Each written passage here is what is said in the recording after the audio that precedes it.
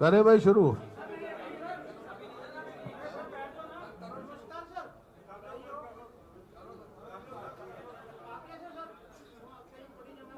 ऐसा है, मेरा ध्यान आया, और इससे अच्छा वहाँ कांग्रेस ऑफिस में करना चाहिए था।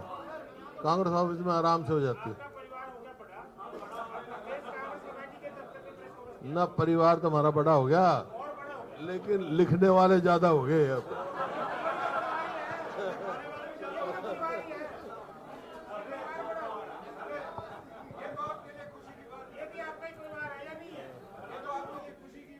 मेरे को पता नहीं था आप लोग कितने आओगे।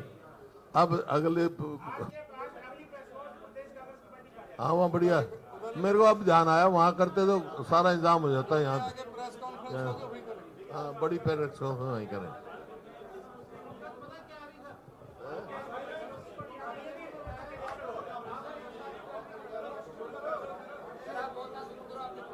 अच्छा भाई, कीप क्वाइट। इनको दरवाजा बंद कर दो भाई। कौन है बाहर से? कोई ना आए अंदर। देखिए, सबसे पहले न प्रदेश के लोगों को जो शांतिपूर्वक मतदान के लिए आभार व्यक्त करता हूं, धन्यवाद करता हूं। ये पहला चुनाव हुआ है जहां कोई अप्रिय घटना नहीं हुई, ना झगड़ा हुआ, ना कोई बात हुई, कोई ऐसी रिपोर्ट वहां से नहीं आई। और कांग्रेस पार्टी भी लोगों के इस फैसले को विनम्रता से स्वीकार करती है। बहुत अच्छा फैसला दिया है और लोगों ने जो वर्डिक्ट दिया है उसको हम चुनाव परिणाम जो आए हैं उनका। हेलो, ऐसे अच्छा सॉरी। चुनाव परिणाम का संदेश साफ कि लोगों ने प्रदेश में परिवर्तन का मन बना लिया है और कुछ ही दिनों के बाद कांग्रेस सरकार बनाना चाहती है। नहीं, पकड़ लो। पिछले 10 वर्षों का जो शासन रहा है वो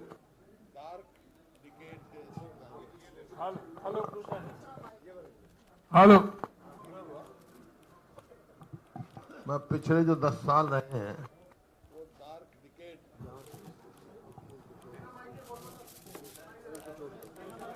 डार्क डिकेड के उससे ये इतिहास में लिखा जाएगा। क्योंकि प्रदेश कहां था 2014 में और कहां इन्होंने पहुंचा दिया। और जो इनकी 10 वर्षों की जो नीतियां, जन विरोधी नीतियां और निर्णय, नफरत और नेगेटिविटी में जुटता रहा प्रदेश, ये ऐसा समय होगा जिसको लोग आसानी से भुला नहीं पाएंगे।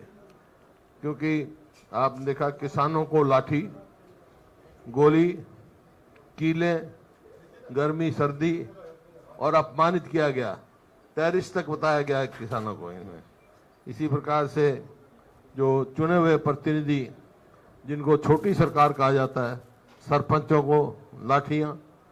और इसी प्रकार से जो हमारे विश्व में जो मेडल लेके आई हमारी पहलवान बेटियों को अब तक न्याय नहीं मिला, उनके साथ व्यवहार, कर्मचारी, आशा वर्कर, आंगनवाड़ी वर्करों पर लाठियां। बस 3 ही काम इस सरकार ने किए हैं: पुलिस, प्रोपगंडा और पोर्टल। 3P की सरकार चली है। तो ये आपके सामने है। अभी मैं पढ़ रहा था, एक मिनट,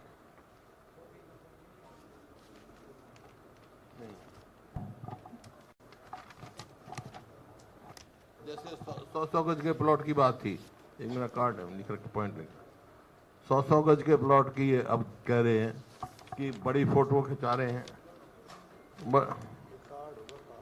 बड़ी फोटो खिंचा रहे हैं। ये जो है हमारी जो स्कीम थी उस स्कीम का पार्ट है। और 10 साल के बाद इनको याद आया कि ये ऑलरेडी जो है चिन्हित प्लॉट थे जिनको इनको पोजीशन देना चाहिए था। 10 साल तक क्या करते रहे। जैसे ही हमारी सरकार गई, ये 100-100 गज के प्लॉट वाली इन्होंने बंद कर दी। 4 लाख के करीब हम प्लॉट दे चुके थे और 7 लाख प्लॉट जो हमने चिन्हित किए थे। अब इस सरकार को तो माफी मांगनी चाहिए उन 3 लाख लोगों से जिनका इनको जो प्लॉट मिले थे वो नहीं दिए और जो पोजीशन दिया था वो नहीं दिया। किस बात क्यों ले रहे हैं? तो इसी प्रकार से आप कोई भी उद्देश्य देखें, ये अपना आरक्षण की बात करते हैं, आरक्षण की ये बात करते हैं, कई दफा कहते हैं वे हमने कहा आरक्षण के खतरा है इनसे। तो ये तो खुद इनके जो फैसले हैं ये साबित करते हैं। जैसे बैकवर्ड क्लासेस का क्रीमी रेल इन्होंने 8 से 6 कर दिया, हम 8 से 10 करेंगे। इसको किसको नुकसान होगा? उससे बैकवर्ड क्लास के गरीब आदमी को नुकसान होगा रिजर्वेशन में। इसी प्रकार से जो कौशल रोजगार योजना चलाई इन्होंने, कच्ची नौकरियां दी, पक्की नौकरियां 2 लाख खाली हैं, वहाँ उसमें ना तो मेरिट है ना रिजर्वेशन है। तो एक एक फैसला ऐसा कर रहे हैं जो रिजर्वेशन के खिलाफ इन्होंने फैसले लेने का काम किया है। ये आपके सामने। और प्रदेश को बेरोजगारी में, महंगाई में, अपराध में और नशे में की तरफ मोड़ दिया है, जो आज हर आदमी से चिंतित है। आज जो है बेरोजगारी भी नंबर 1 है हमारा, कितने ही आप देखो, और प्रदेश को डेट ट्रैप में डाल दिया है। तो ये इनकी फाइनेंशियल पोजीशन हमारी, रेवेन्यू रिसिप्ट 1,16,639 है इनकी, और रेवेन्यू एक्सपेंडिचर जो है 1,34,456 है। रेवेन्यू डेफिसिट जो है 17,817 है 24-25 का जो है, विच मीन्स स्टेट की इनकम सफिशिएंट नहीं है डे टू डे एक्सपेंडिचर को मीट करने के लिए।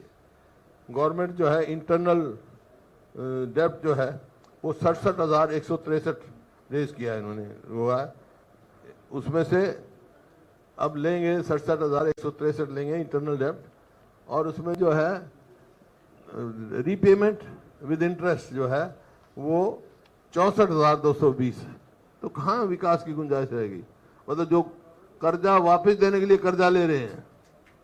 इसी प्रकार से जो है 2024 में गवर्नमेंट को अगर जो इन्होंने बजट दिया था वो पूरा करना है तो 20,000 करोड़ और लेना पड़ेगा। तो ये एक संकेत है कि हम डेब्ट ट्रैप की तरफ जा रहे हैं और फाइनेंशियल क्राइसिस की तरफ जा रहे हैं प्रदेश में। ये नहीं तो बाद की बातें हैं, ये नहीं, इसके लिए तो अलग प्रेस कॉन्फ्रेंस करेंगे जी। ये तो आज जनरल बात है और भी सवाल पूछेंगे नहीं, ये बहुत सारे। अब ये देखिए आज के अखबार में है कि प्रदेश के 182 कॉलेज में प्रोफेसर 7,986 पद खाली, मतलब मोर देन 58% पोस्ट खाली है। वैसे 50% खाली है। 4.5 लाख के करीब हमारे वो एम्प्लॉय हैं कुल, 4 लाख कुछ, जिसमें 2 लाख खाली है, मतलब जो सैंक्शन पोस्ट है। तो ये दर्शाता है इस सरकार को कि इसके डायरेक्शनलेस गवर्नमेंट है। और ये मुख्यमंत्री के ये बयान आना कि मैंने बनते ही ये कहा, इसका मतलब इन्होंने एक्सेप्ट किया 10 साल तक पिछली सरकार ने कुछ नहीं किया। अब क्या क्या कहाँ सफरिंग हुई कोविड में देखा आपने। असेंबली में मैंने सवाल किया था, उस टाइम की सरकार ने कहा कि ऑक्सीजन की कमी से कोई डेथ नहीं हुई, याद होगा आपको। और उस टाइम ये माना था कि हम हर सिविल सर्जन से रिपोर्ट लेंगे, आज तक तो आई नहीं। जितने घोटाले हुए हैं SIT बनाते हैं और आज तक कोई वो नहीं होती। खैर एनी हाउ, जो रिजल्ट जो है बहुत अच्छा आया है। जितना रिजल्ट आया है हमारा इंक्रीज जो हुआ है अलायंस का, वो तकरीबन 20% करीब है। वो दिखा मैंने कार्ड पढ़ा, 18% इंक्रीज हुआ। नहीं एक मिनट बना रखा मैंने।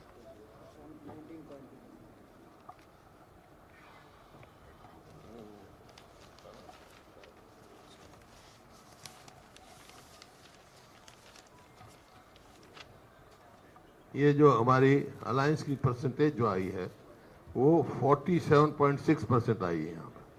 हरियाणा में which is vote share, which is highest in the country, बड़ी स्टेटों में. हाँ, कोई बात नहीं. Which is highest in the country.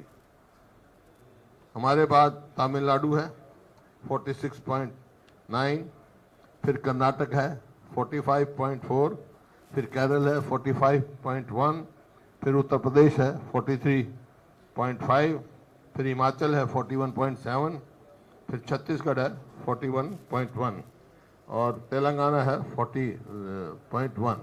मतलब इस हिसाब से हाईएस्ट जो poll percentage in favour of alliance, India alliance जो है वो हरियाणा की आई है.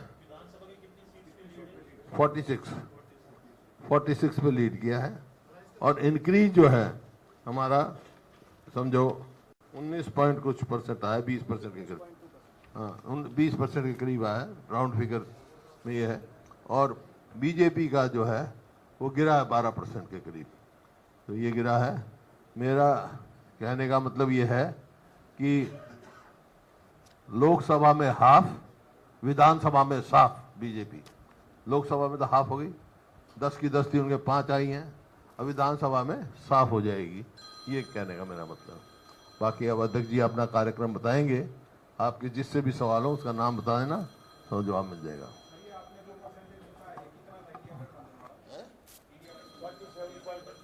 47.6%. 47.62 है.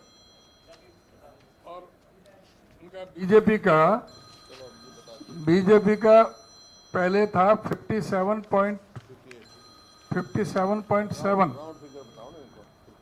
और हमारा था 29.1. 28. तो इस तरह से हमारा 19.5% वोट शेयर बढ़ा है और उनका 12% घटा है. हर पार्लियामेंट क्षेत्र में हमारा इंक्रीज आया है. अंबाला में 18% बढ़े हैं, माइनस बीजेपी हुए -11. और भिवानी में 21% बढ़े हैं. फरीदाबाद में 20.3% बढ़े हैं. गुड़गांव में 11.6, हिसार में 33% बढ़े हैं.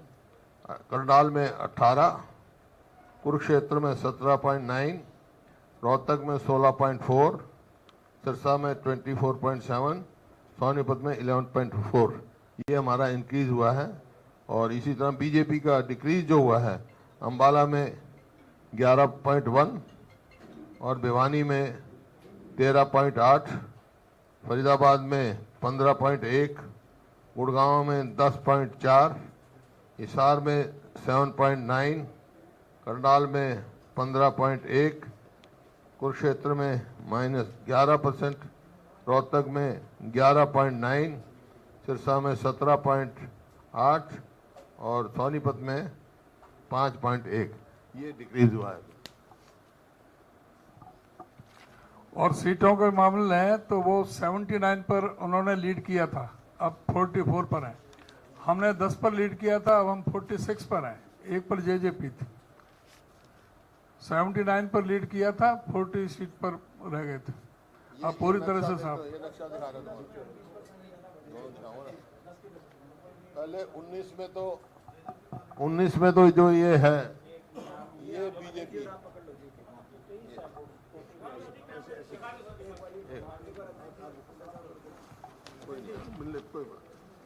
ये 19 में तो ये है भाई. 24 में आ जाओ, ये नीला है और बीजेपी पीला है. दोनों नक्शे मिला लो, कंपेयर कर लो. कह तो दिया बीजेपी साफ. और तो कोई मुकाबला है नहीं. देखो मुकाबला तो कांग्रेस और बीजेपी में. वहां भी मेरे से पूछा था सवाल और ये चुनाव ने सिद्ध कर दिया. वो कह रहे जी और भी पार्टियां हैं यहाँ, उनका मुकाबला तो कांग्रेस का और बीजेपी का है. उन पार्टी का मुकाबला तो नोटा से है. नोटा जितनी वोट आई उतनी वोट आई उनकी, और कितनी आई है. तो इस बार तो प्रोग्राम बताएंगे अपना। नहीं अभी जल्दी मत कर भाई, गर्मी में घूम के आ तो कब ये मैं ये कहना चाह रहा था कि इन्होंने अभी रिजल्ट आते ही बिल्कुल बेतहाशा निराशा में इन्होंने कदम उठाने शुरू किए। जिस तरह से हुड्डा साहब ने जिक्र किया था प्लॉटों का, इन्होंने 10 साल में एक सिंगल प्लॉट किसी को कोई अलॉट नहीं किया। जिसकी अब ये कब्जे देने की बात कर रहे थे, इनको माफी मांगना चाहिए कि जो कब्जे उस समय नहीं हो पाए थे उनको कब्जा देने की बजाय तुरंत इन्होंने आते ही सत्ता में उनको रोक दिया था कब्जा लेने से। और अब जब चुनाव 2 महीने बाद 3 महीने बाद चुनाव है तो अब ये ड्रामा कर रहे हैं कब्जा देने का। कब्जा तो ये 9.5 साल पहले दे देने चाहिए थे। जो इन्होंने 9.5 साल पर रुके हुए हैं, इनको उस सभी समाज से जो गरीब आदमी थे उनको इस सरकार को माफी मांगना चाहिए। और अब ये दूसरी बात कह रहे हैं कि प्लॉट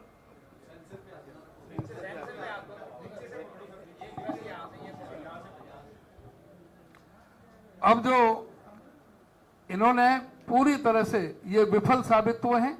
अब नए प्लॉट देने की बात कर रहे हैं, कोई योजना नहीं है, बगैर किसी योजना के ये सिर्फ लोगों के साथ धोखा है। और इन्होंने आज ये कहते हैं परिवार पहचान पत्र को और जो प्रॉपर्टी आईडी को और जो ये बात कर रहे हैं पोर्टल को, इन्होंने सैकड़ों करोड़ जनता का स्वाहा कर दिया उन एजेंसियों को देने में। और उसी दिन से सारे मीडिया में, अखबारों में, सब जगह आ रहा है कि 90 से 95% वो आंकड़े सब जगह गलत पाए गए हैं। उनको सजा देने के बजाय, उनके लाइसेंस रद्द करने के बजाय उनको कुछ किया नहीं इन्होंने। और अभी ड्रामा कर रहे हैं कि हम उनको तुरंत सही करें, तुरंत सही करें। भाई 9.5 साल से क्या कर रहे थे इन्होंने? ये पूरी तरह से साबित कर दिया कि 9.5 साल पहले जो सरकार चली वो पूरी तरह से विफल सरकार थी, जो पूरी तरह से फेल साबित हुई। चाहे वो आर्थिक पहलू पर ले लें, चाहे वो लॉ एंड ऑर्डर पर ले लें, चाहे अनएम्प्लॉयमेंट पर ले लें, चाहे सारे जो मुद्दों पर वो सरकार विफल साबित हुई है। और अभी हम जो है पूरी तरह से सरकार को बेनकाब, जिस तरह से हमने पार्लियामेंट के इलेक्शन में किया, अब हमारे जो मुद्दे हैं सारे प्रदेश के, हमारे इलेक्शन मैनिफेस्टो कमेटी हमारी मीटिंगें चल रही हैं।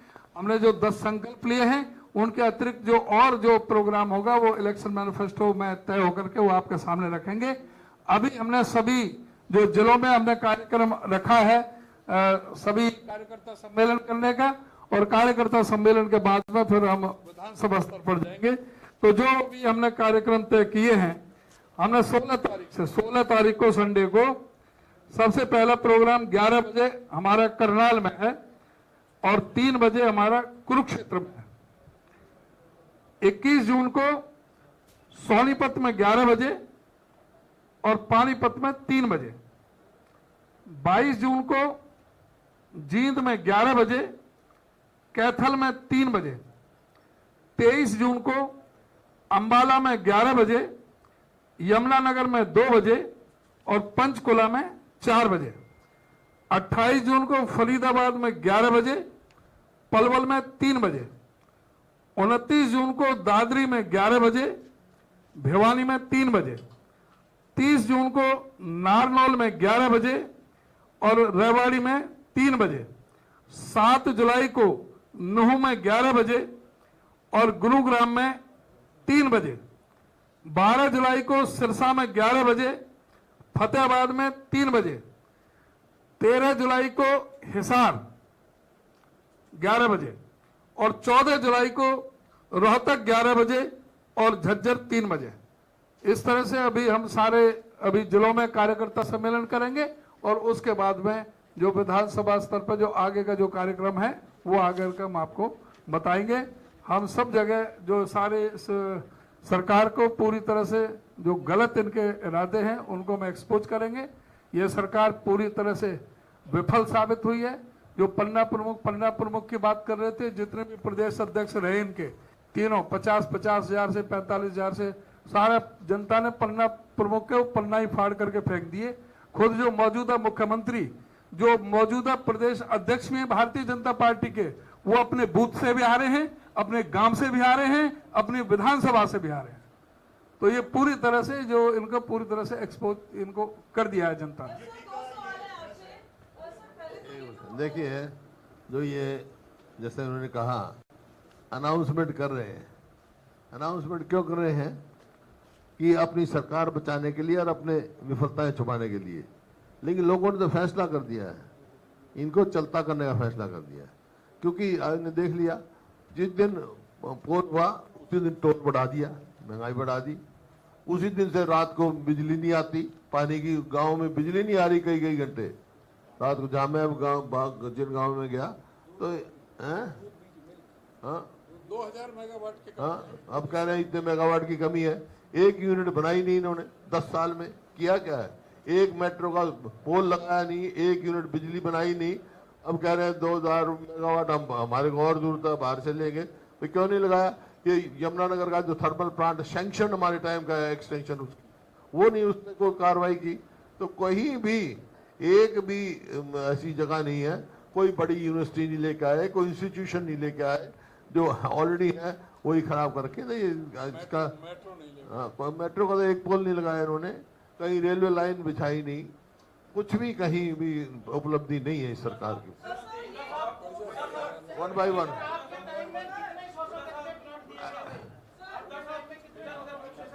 एक मिनट, 1 by 1 हमारे कोई 4 लाख के करीब, 3,82,000 या 92,000 मतलब है। ऐसे थोड़ा थोड़ा भाई, जिसी कोई एक आधी पंचायत में कोई होगा वो रह गए थे पोजीशन, थोड़े रह गए होंगे 10-20 हजार के पोजीशन देने, जो ये दे रहे जो प्रोसेस में थे। बाकी 3 लाख और चिन्हित किए थे हैं? एक मिनट तो 7 लाख के करीब प्लॉट देने थे जो इन्होंने स्कीम बंद कर दी। 1 by 1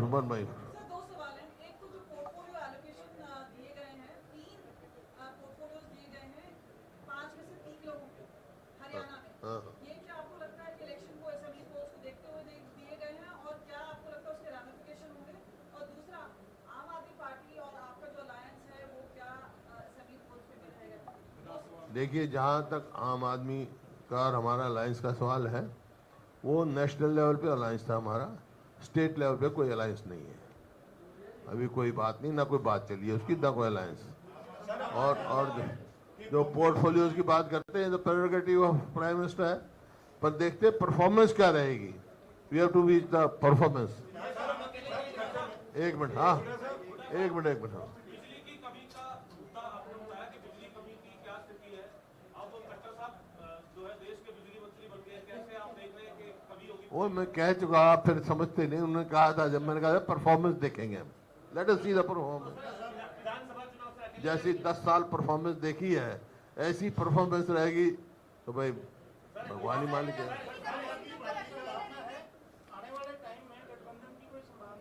हमारी शुभकामनाएं हैं, परफॉर्मेंस अच्छी रहे, महकमे मिले, देखते हैं। अकेले ही लड़ेंगे? किसने कहा है?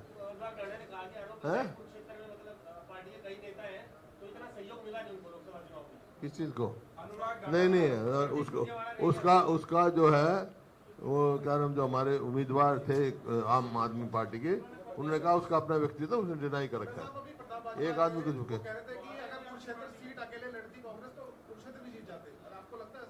ये तो राष्ट्रीय स्तर पे फैसला हुआ भाई।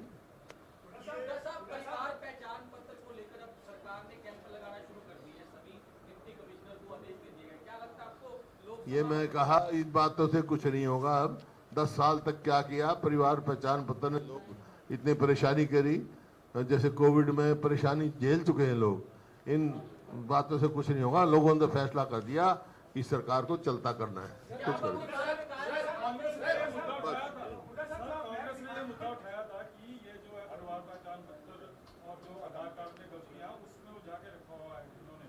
हाँ तो उठा रहे हैं, अब भी उठा रहे हो, क्या फर्क पड़ना है? लोगों की परेशानी बढ़ा रहे हैं। हम तो चलता ही करेंगे। देखिए, ये जो है, जो जनहित के हैं उनको रखेंगे, बाकी हम चलता करेंगे। ये जन विरोधी है। ओबीसी और एससी वोटर जो बीजेपी का कभी समर्थक हुआ करता था वो छिटक कर कांग्रेस की तरफ आ गया है, तो लग रहा है कि ये कांग्रेस की नीति। देखिए, कांग्रेस को 36 बिरादरी की वोट मिली है, सब वर्गों से पूरा सहयोग मिला है, चाहे एससी हो, चाहे ओबीसी हो, चाहे और जितने भी हैं। लगातार विपक्ष की तरफ से कहा जा रहा था कि सरकार अल्पमत में है, तो उसको लेकर कुछ डिस्कशन हुआ, उसको लेकर के आप लोग लगता है कि बात करेंगे? क्या रणनीति रहेगी? है अल्पमत में है, अल्पमत में है, और इसी वास्ते हमने राज्यपाल जी को लिखा है, और लिखा था, फिर लिख देंगे कि भाई ये सरकार अल्पमत में है, नैतिकता के आधार पर कोई सरकार को चलाना चाहिए। Assembly should be dissolve to stop horse trading. हाँ, हॉर्स ट्रेडिंग शुरू कर दी इन्होंने। कभी कहते हैं 2 जेजेपी के एमएलए से इस्तीफा दिलवा देंगे, कभी कुछ। This is called horse trading. To stop horse trading assembly should be dissolve.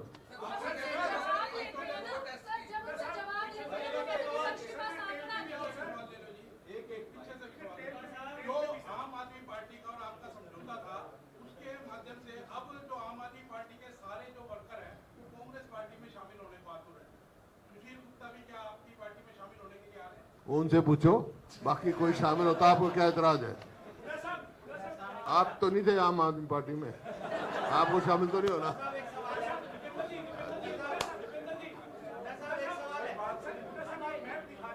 One by one आप फिर दिखाऊं?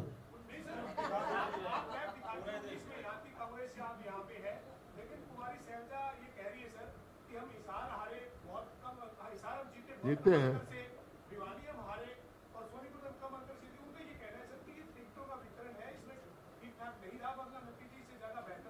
टिकटों का वितरण पार्टी हाईकमांड ने किया है, और पार्टी हाईकमांड फैसला करती है, वो सबको मान्य होता है।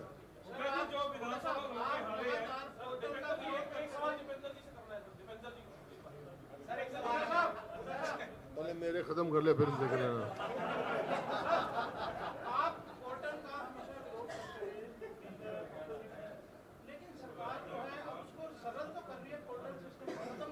तो हम तो करेंगे ना। मैं कह रहा जो पोर्टल जनहित में होंगे उसको रखेंगे हम, और वो लगाएंगे। जो जन विरोधी हैं उनको हटाएंगे। पोर्टल की सरकार है।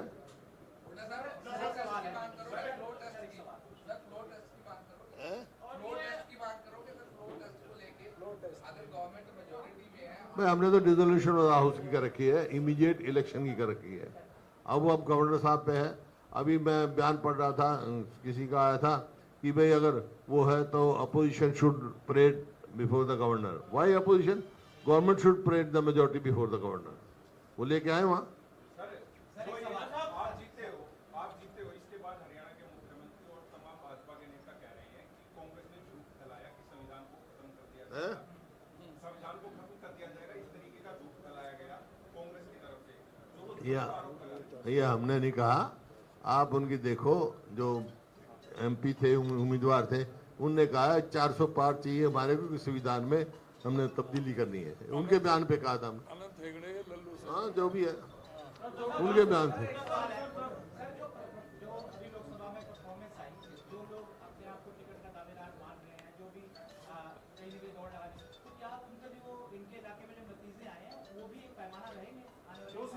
हमारा पैमाना वही रहेगा जो लोकसभा में था। जो जीतने वाला होगा उसको टिकट दी जाएगी हमारी पार्टी। आपको क्यों बताएं? अगर आप उम्मीदवार हो तो बताओ, आपको सर्वे करा देते हैं हम, करवा दो। ऐसा है, सर्वे कराएंगे, उम्मीदवार आएंगे, सर्वे कराएंगे, जो जीतने वाला होगा पार्टी के उसमें उसको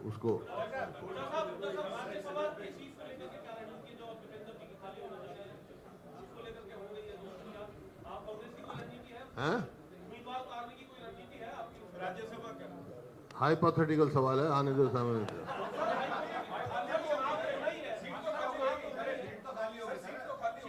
खाली तो होगी, शेड्यूल आएगा चुनाव का, डेट ऑफ नॉमिनेशन आएगी, जब बात करेंगे तो।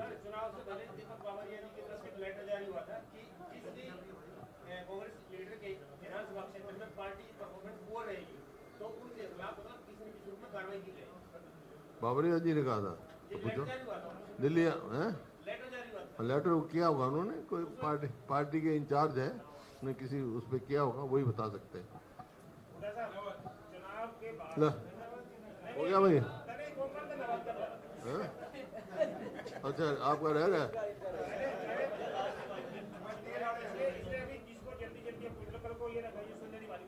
हाँ हाँ हाँ लोकसभा चुनाव के बाद आपने इसका विश्लेषण कर लिया, हैं? विश्लेषण कर लिया है पार्टी ने। हाँ आपने सीएम भी हैं, अध्यक्ष भी आपके साथ ही बैठे हैं। जिन कांग्रेस के एमएलए की सीट में बीजेपी जीती है, कांग्रेस हारी है पूरे अक्रॉस दी स्टेट में, क्या इसमें विश्लेषण में, प्लीज कीप क्वाइट। इस विश्लेषण में क्या पाया कि वहां पर थोड़ी वोट कांग्रेस को कम क्यों आई? अगर कोई विश्लेषण में आप बता पाए।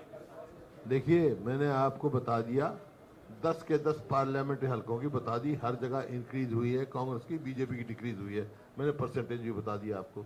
तो एक असेंबली के सेगमेंट की बात नहीं, पार्लियामेंट की बात की है। पार्लियामेंट के हर क्षेत्र में कांग्रेस पार्टी को इंक्रीज मिली है जबरदस्त, और ओवरऑल स्टेट में 20% के करीब जो है ना इसको इंक्रीज मिली है। जिन विधानसभा में जिस सीटों में लूज रही है कांग्रेस, अब उसको बढ़ाने के लिए क्या स्ट्रेटजी है? कोई कैंडिडेट बदले जाएंगे या जिनकी परफॉर्मेंस? कैंडिडेट तो मैं कह चुका, जो जीतने वाला होगा, जिताऊ होगा, पार्टी की निगाह में उसको मिलेगी।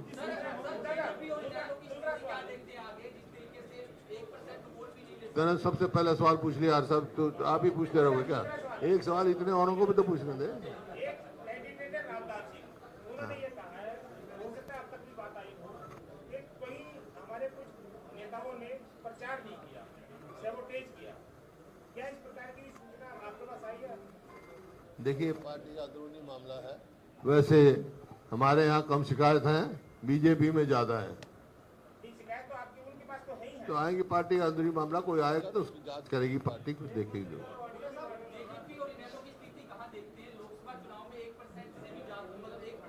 बता दिया ना, उनका मुकाबला नोटा से है, किसी पार्टी से नहीं है।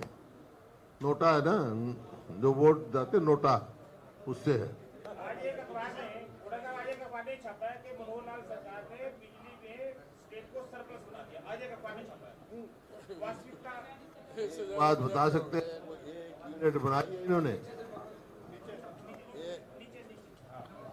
एक यूनिट भी कहीं बढ़ाई है क्या? एक यूनिट बता दें, एक यूनिट क्षमता बढ़ाई हो। बिजली की क्षमता बढ़ती है, जैसे मेरे समय में 4 तो थर्मल पावर प्लांट लगे, एक न्यूक्लियर पावर प्लांट वहां फतेहाबाद में लगा, और जो परचेज एग्रीमेंट है हमने सस्ता किया था, इन्होंने उसको महंगा कर दिया।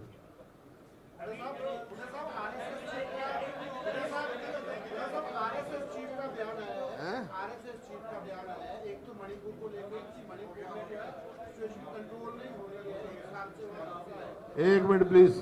हाँ मणिपुर को लेकर एक उनका मोहन रावत का स्टेटमेंट है कि वहाँ सिचुएशन कंट्रोल नहीं हो रही है, वहाँ स्टेप जो लेने चाहिए उसको कंट्रोल करने के लिए, वायलेंस जो है लेने चाहिए। अपोजिशन को लेकर भी उन्होंने कहा कि अपोजिशन को दुश्मन नहीं है हम। प्रजातंत्र में अपोजिशन कोई दुश्मन थोड़ा ही होती है, हम नहीं रहते। प्रजातंत्र तो प्रजातंत्र है, लोगों की जहाँ लोग बैठाते हैं वहीं लोग बैठते हैं। अपोजिशन में बैठाया, हम अपोजिशन की राजनीति कर रहे हैं, सत्ता दल में बैठाए सत्ता दल की कर लेंगे, इसमें क्या। एक जो हाई कोर्ट ने फैसला किया हरियाणा सरकार के सामाजिक आर्थिक मानदंड के 5 क्षेत्रों की पॉलिसी रद्द कर दी, जिससे सारी भर्तियां फंस गई। एक तो 60,000 की भर्तियां चली तो 2 रुपये, 2 लाख पद खाली पड़े हैं। देखिए कर्मचारी जो है, जो आपकी सरकार ने जाते जाते रेगुलेशन पॉलिसी दी गई तो रेगुलेट नहीं हो पाएंगे, उनकी कैसे वो भी जानना चाह रहे हैं। देखिए मैं कह चुका है, सरकार की नीति सदा ये रही है, ऐसे उलझाया है सब, या तो कोर्ट में स्टे हो गए या कौन निकल गए, कच्चे कर्मचारी रखते हैं, और जहाँ मेरिट ना मेरिट है ना रिजर्वेशन, तो उसका तो मैं पहले कर चुका हूँ इस बात की चर्चा। पेपर लीक, कहीं पेपर लीक, कहीं कुछ। ये भाई हाँ जी,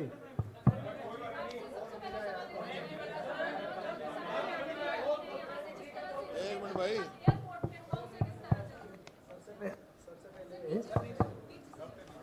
हेलो। सबसे पहले मैं भी सभी प्रदेशवासियों का और अपने लोकसभा क्षेत्र वासियों का धन्यवाद करता हूँ। इतना आशीर्वाद मिला। इंडिया गठबंधन को मिलने वाले मत प्रतिशत में देश में सबसे ज़्यादा 28 राज्यों में से सबसे ज़्यादा मत प्रतिशत हरियाणा में मिला, 48% के लगभग, और सबसे ज़्यादा वोट में इजाफा भी हरियाणा में हुआ 20% के लगभग। और उसके साथ साथ जैसा कि कहा गया कि 10 की 10 लोकसभा सीटों पर रिकॉर्ड बढ़ोतरी हुई हमारे मत प्रतिशत में, और भाजपा की 10 की 10 में गिरावट हुई, और 10 की 10 लोकसभा ही सीट नहीं, 90 की 90 विधानसभा में हमारा वोट बढ़ा है और भाजपा गिरा है। तो ये अंदाज़ा लगा सकते हैं कि हरियाणा भाजपा की इस डबल इंजन सरकार से हरियाणा वासी कितने त्रस्त हैं। और जैसे कि हमारे प्रदेश अध्यक्ष जी ने कहा कि पिछली बार मात्र 10 सीटों पे लीड आई थी हमारी, लेकिन 10 सीटों से हम 31 पे आ गए और उनकी 79 सीटों पे लीड आई थी, 79 सीटों पे उनकी लीड आई थी, और 79 पे उन्होंने 75 पार का नारा दिया था, लेकिन वो 40 पे लुढ़क गए। तो इस बार क्या होने जा रहा है आप अंदाज़ा लगा सकते हैं। बाकी मैं समझता हूँ कि जो वाकया रहा एयरपोर्ट का, आपको जो भावना जिस प्रकार से अपने शब्दों से लोगों की भावनाओं को आहत करने का काम किया गया था, जैसे कि जिन्होंने जो है ये कार्य किया, उन्होंने कहा कि उनकी माता तो शब्दों की गरिमा और संयम, शब्दों के माध्यम से भी किसी को आहत करना और शारीरिक रूप से आहत करना, मैं समझता हूँ कि कहीं ना कहीं उस बात को भी देखना चाहिए था जो उन्होंने कहा था। लगातार उन्होंने इस प्रकार के शब्दावली का प्रयोग किया था जिससे लोगों की जनभावनाएं आहत हुई थी। आहत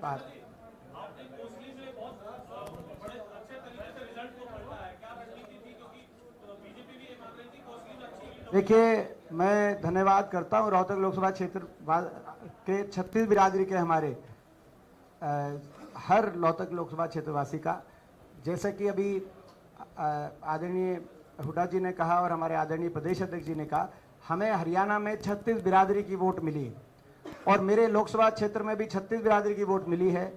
आप देख सकते हैं, अंदाज़ा लगा सकते हैं कि जो सबसे बड़ा जो है अहिरवाल और अहिर बाहुल्य क्षेत्र है, विधानसभा क्षेत्र कोसली विधानसभा क्षेत्र, यहाँ 1.5 लाख से ज़्यादा हमारे जो है समझता हूँ कि अहिर मतदाता हैं, वहाँ भी लोगों ने मुझे आशीर्वाद दिया और मुझे वहाँ से लीड मिली।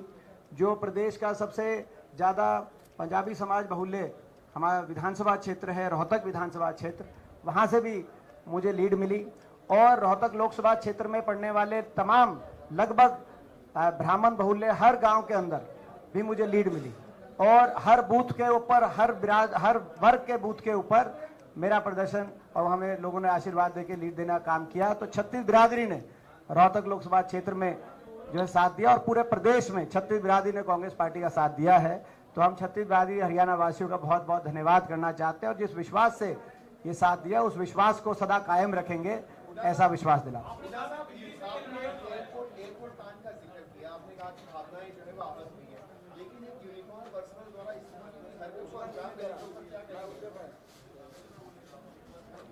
मैंने कहा कि उसकी पृष्ठभूमि भी समझनी चाहिए, और उसकी पृष्ठभूमि थी कि अपनी वाणी से, अपने वाक्यों से उन्होंने करी, कितने लोगों की करी ये तो एक ही थी, मगर कितने लोगों की आप अंदाजा लगा सकते हैं। हाँ, ये सही है कि अपनी यूनिफॉर्म के अंदर या यूनिफॉर्म के बाहर सबको अपनी गरिमा रखनी चाहिए। हमारे देश के कानून व्यवस्था के अंतर्गत ही अपनी अगर किसी की भावनाएं आहत हुई हैं, कानून व्यवस्था संविधान के धागे के अंतर्गत उन भावनाओं के हाथ का निवारण का रास्ते हैं उनको अख्तियार करें।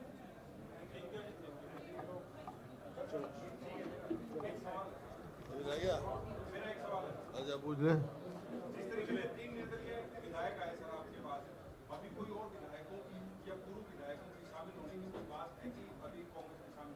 मैंने कभी बताया पहले?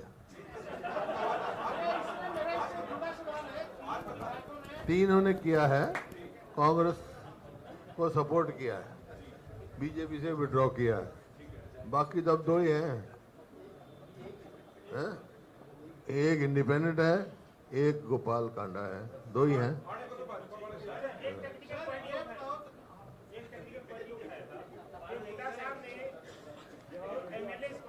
आपके राज्यपाल को चिट्ठी भेजी ये टेक्निकल पॉइंट एक्स-सीएम ने और सीएम ने उठाया था ये कांग्रेस के एमएलए के हस्ताक्षर से कोई चिट्ठी राज्यपाल को नहीं गई है मेरे हस्ताक्षर से गई है ना। आपके कदम उन्होंने कहा आपके भी सचिव ने भेजी है हैं? नहीं नहीं नहीं नहीं जी और आपका एमएलए नहीं साइन करके देखे नहीं करके आया था। ये जो टेक्निकल पॉइंट उठाया था साइन क्यों है भाई? अगर वो सचिव ने तो टाइम मांगा था सिर्फ। मैं जानना ही चाह रहा हूँ जब नहीं मेरे जो लेटर गया है वो मेरे हस्ताक्षर से गया। सीआरपी लीडर ने साइन करके दे दिए तो क्या है कि एमएलए की जरूरत है हस्ताक्षर की में नहीं इलेक्टेड लीडर हूँ मैं। और वो आपके साथ नहीं माने जा रहा जो स्पष्ट लीडर हो। शक है वो दूर हो जाना चाहिए। सीएम और सीएम ने कहा कि एक एमएलए के साइन की चिट्ठी नहीं गिना जवाब नहीं, जब मैं लीडर हूँ एक पार्टी का तो वो इनसफिशिएंट होता है। हाँ मेरे एक लोग का क्वेश्चन अकेला देता है। अब जेपी साहब से पूछ रहा भूलियो भाई। इंडिपेंडेंट सभी साथियों से है, देखो आपकी जो आज इंतजाम में कमी रह गई है, नहीं वो तो अलग से पार्टी दूंगा इस बात का मैं पेनल्टी दूंगा। आज तो आप सब चाय वाय पी के जा रहे हैं। अगली बार आऊंगा जो पार्टी दूंगा आपको। अगली बार आओगे